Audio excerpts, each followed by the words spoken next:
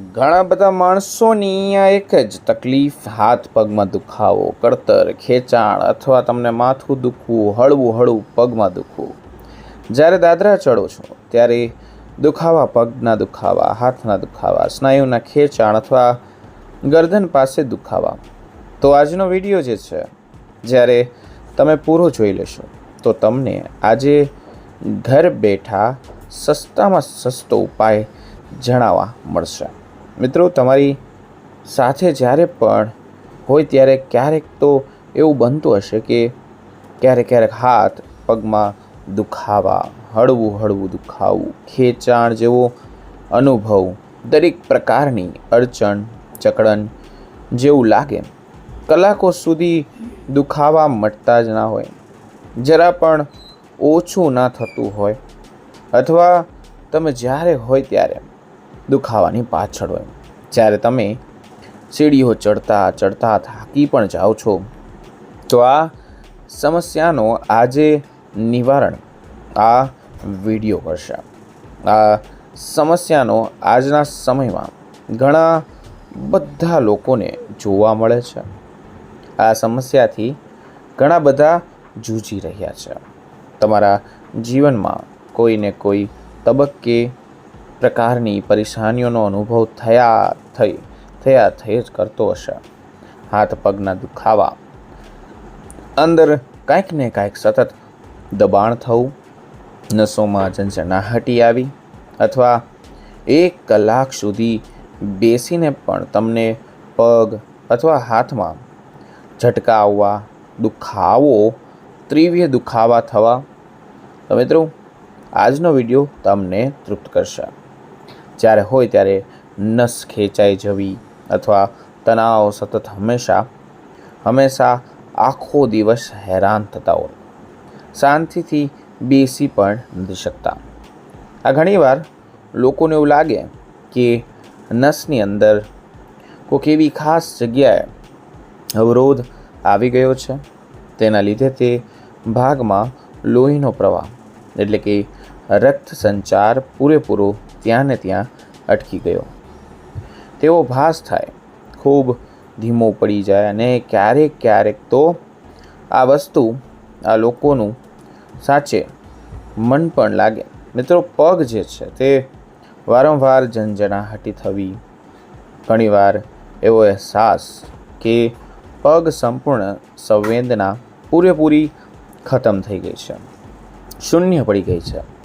તેમાં કોઈ પણ પ્રકારની હલન ચલન અથવા સ્પર્શનો પણ અનુભવ, અહેસાસ થતો જ નથી. તેવા તીવ્ર દુખાવા. તો મિત્રો, આજનો વિડીયો તમને ઘણા બધા ફાયદા આપશે. માત્ર ને માત્ર ઘર બેઠા જ ઉપાય છે.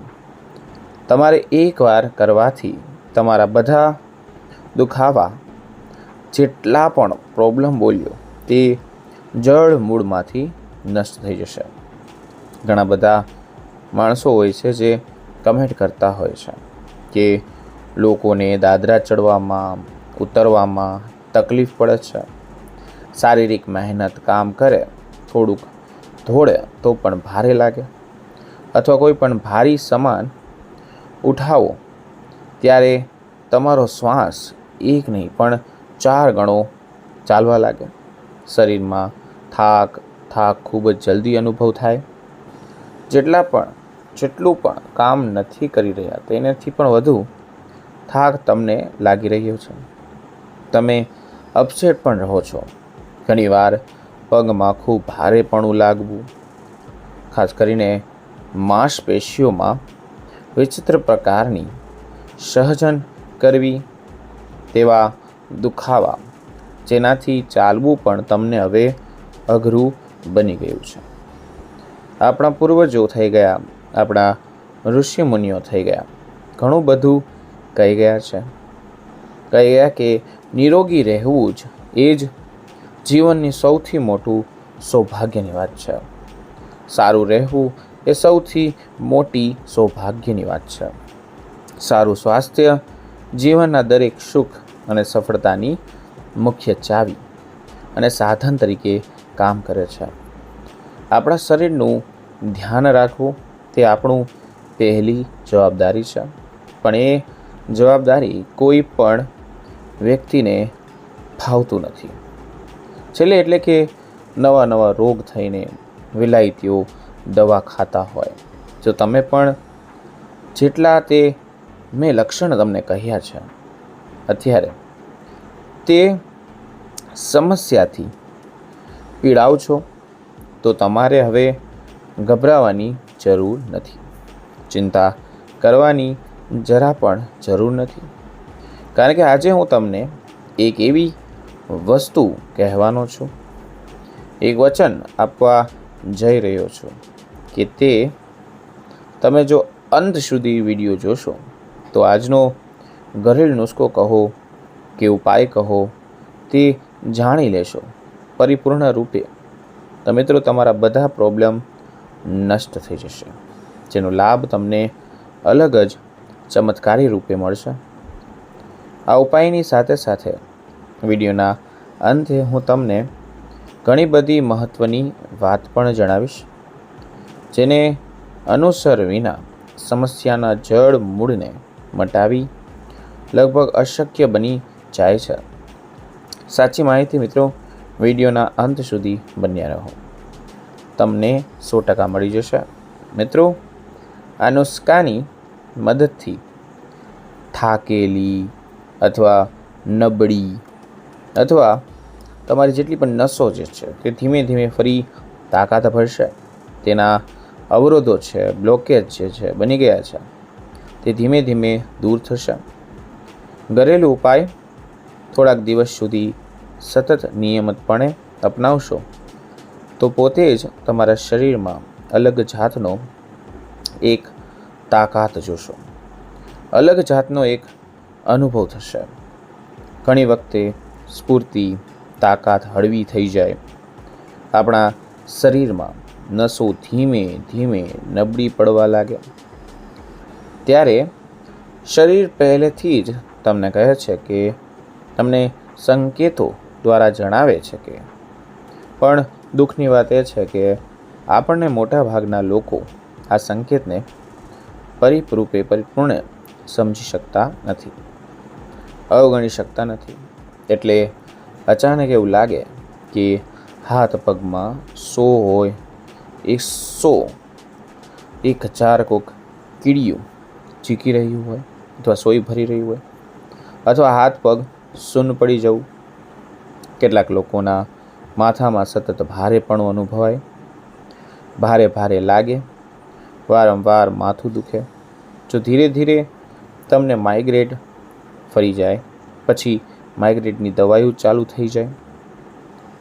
રાતની ઊંઘ તમારી પૂરી નથી થતી, વારંવાર ઊંઘ તૂટી જતી હોય, જેનાથી સવારે ઉઠવાથી થાક, જકડન અને હૃદયના ધબકારા એટલે કે તેજ બની જાય છે. એટલા તેજ બની જાય છે કે તેની કોઈ વાત નથી. મિત્રો, આ લક્ષણો જે છે આ સમયે છે. તમને ઘણા બધા પ્રોબ્લેમ અનુભવાય છે. ઘણા બધા લક્ષણોના કારણે અમુક ડૉક્ટરની સલાહ લેવી પણ જરૂરી બની જાય છે. કોઈ પણ ગંભીર બીમારી હોઈ શકે છે. સમયસર પકડાઈ જાય, સારવાર જલ્દી મળી જાય, તેના માટે તમારે જેમ બને તેમ જલ્દી રિપોર્ટ કરવા જોઈએ. પરંતુ જો તમે આ ઘરેલું અને સંપૂર્ણ આયુર્વેદિક નુસ્ખા હું જે જણાવવાનો છું તો તમારું જે કરશો તો તમારા શરીરમાં ઓટોમેટિકલી સારું થઈ જશે. કેવી રીતના કરવાનું છે? શરીરની નબળી અને સુકાઈ ગયેલી નસોને માત્ર મજબૂત નહીં બનાવે. આજનો અનુકૂળ એટલે કે આ નુસ્ખો આખા શરીરમાં લોહીના પ્રવાહને વ્યવસ્થિત અને ઝડપી બનાવી દેશે. આજનો નુસ્ખો બહુ ખાસ થવા જઈ રહ્યો છે. આ માટે તમારે વિશેષ પ્રકારની ઘર બેઠા હર્બલ ચા બનાવવાની છે, જેમાં કેટલીક ખૂબ સરળ અને રોજિંદી વસ્તુનો ઉપયોગ થવા જઈ રહ્યો છે, જે મોટા ભાગના દરેક ઘરના રસોડામાં તમને આરામથી મળી જશે. જ્યારે તમે આ ચાનું સેવન કરશો, નિયમિત રૂપે જેટલા પણ લક્ષણો મેં કહ્યા તે ધીરે ધીરે નષ્ટ થઈ જશે.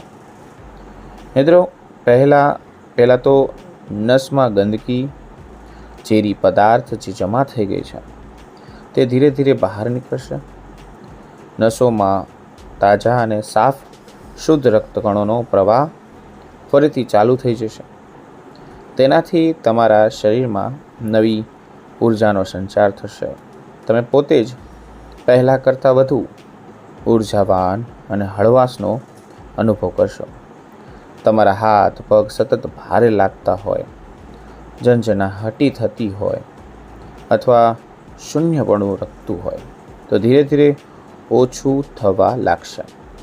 તમારી માંસપેશીઓ પહેલાં કરતાં વધુ મજબૂત અને સારી બનશે. નોર્મલ આ હર્બલ ચા જે છે, જો તમે પીશો તો આ હર્બલ ચા જો તમે દરરોજ સવાર સાંજ સમયે શાંતિથી બેસીને ધીરે ધીરે પીશો તો તમારી નસો ધીમે ધીમે મજબૂત થવા લાગશે.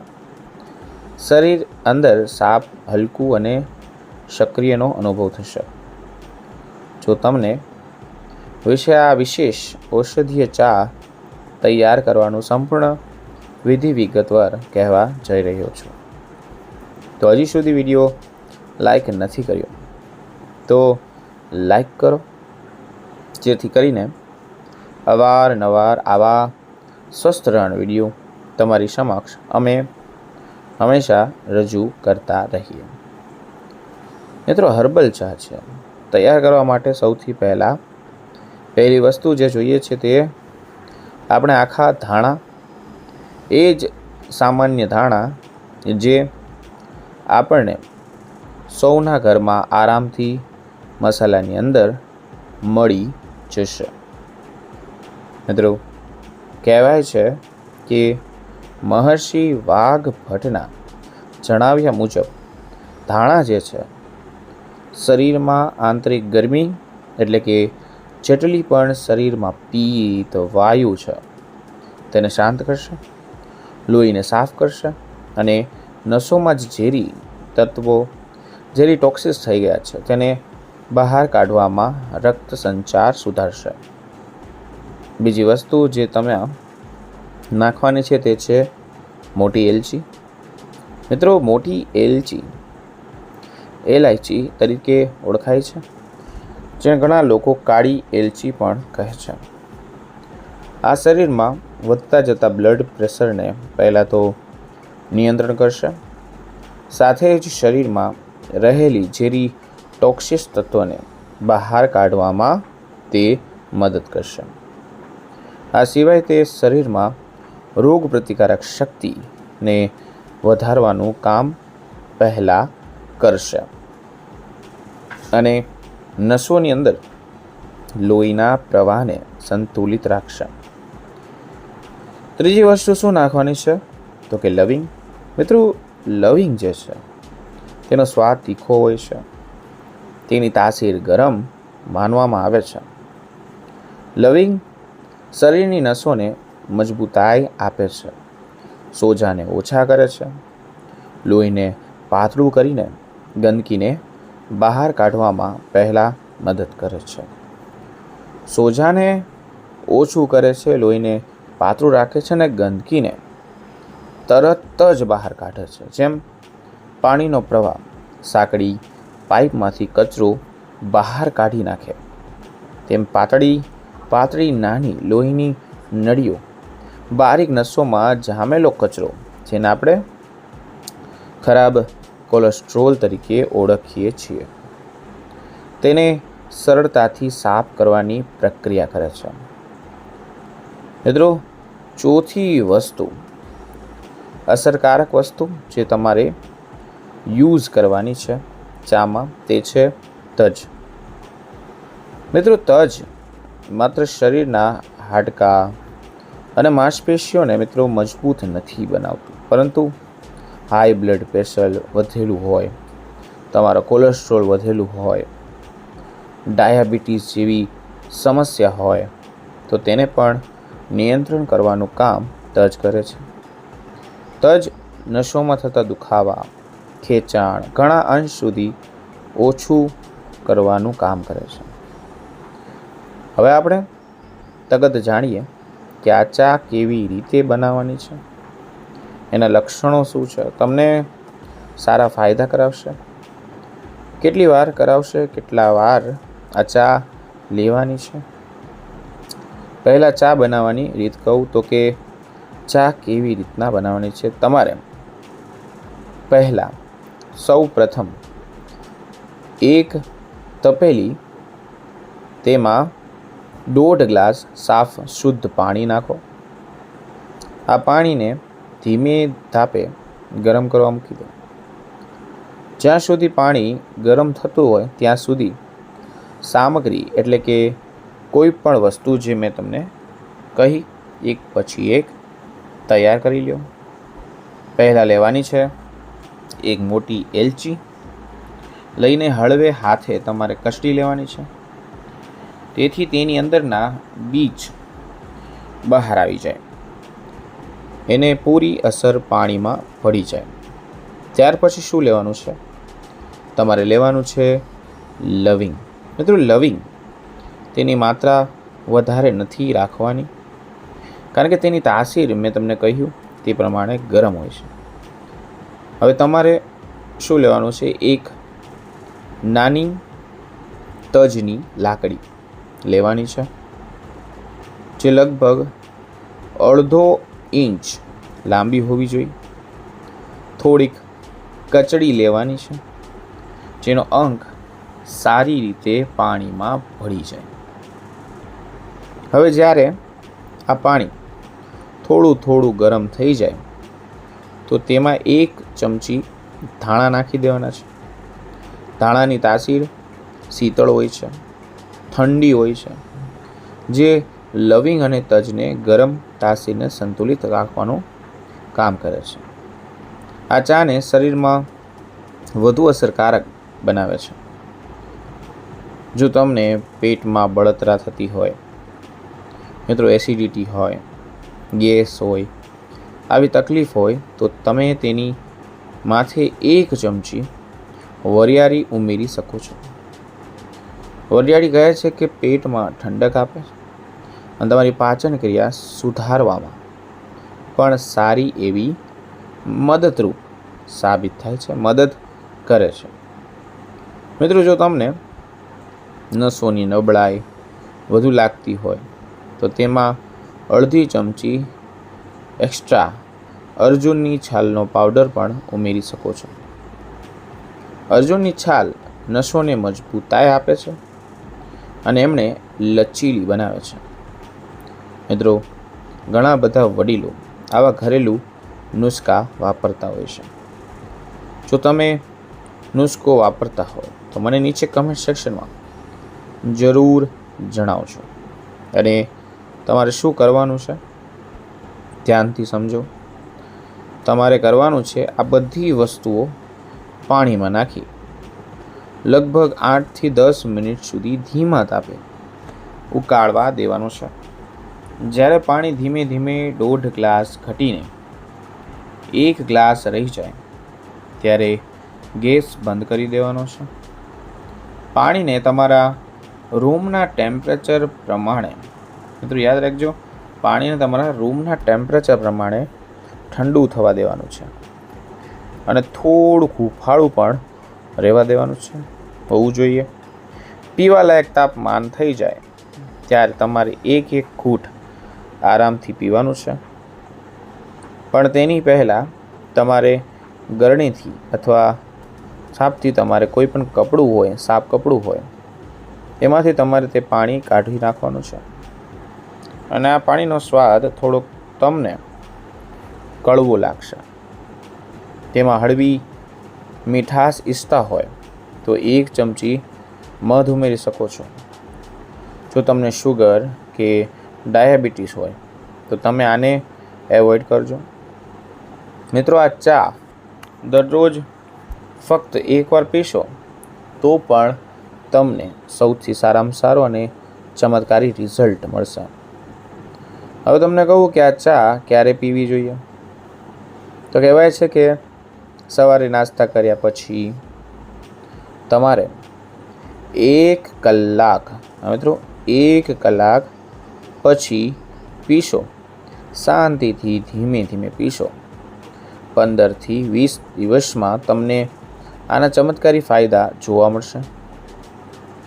આ ચાનું નિયમિત સેવન કરશો તો તમારા શરીરમાં એક નવો બદલાવ તમને અનુભવ થશે. એક વાત યાદ રાખજો મિત્રો, આયુર્વેદ જે છે, આયુર્વેદિક જેટલા પણ ઉપચાર છે તે ધીમે ધીમે જળ મૂળમાં કામ કરે છે. તેથી ધીરજ રાખવી બહુ જરૂરી છે. પહેલા દિવસે ચમત્કાર જોવા નહીં મળે, પણ થોડાક અઠવાડિયામાં તમને ચોક્કસપણે સુધારો 100% જોવા મળશે. કેટલીક ખાસ પરિસ્થિતિઓનું આ ચાનું સેવન કરતાં પહેલાં વધારાની સાવધાની પણ જરૂર છે. કોને કોને સાવધાની રાખવાની છે? કોઈ પણ મહિલા થઈ કે ગર્ભવતી મહિલા હોય, અથવા તે બાળકને સ્તનપાન કરાવતી હોય, દૂધ પીવડાવતી હોય, એવી સ્થિતિમાં આ ચા પીતા પહેલાં તમારે કોઈ પણ વિશ્વાસી ડૉક્ટરનો અનુભવી ડૉક્ટરનો તમારે રાય લેવી જોઈએ. કારણ કે આયુર્વેદિક ચિકિત્સાની સલાહ લેવી બહુ બહુ બહુ જરૂરી છે.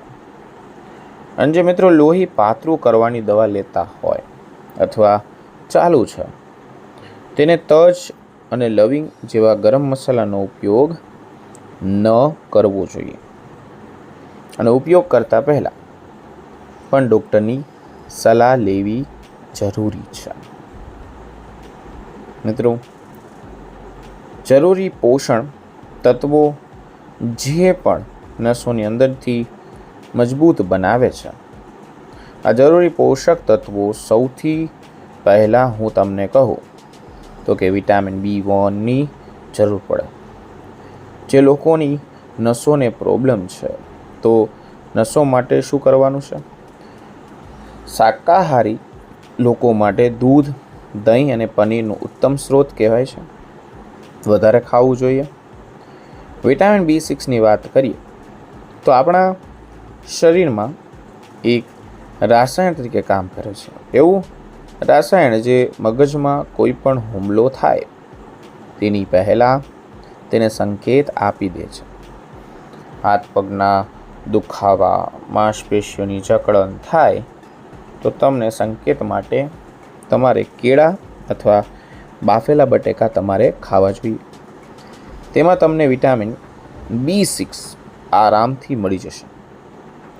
અને તમારે ઓમેગા ફેટી એસિડ, હા મિત્રો, ઓમેગા ફેટી એસિડની પણ જરૂર પડશે, જે નસોને સમરકામ કરાવે.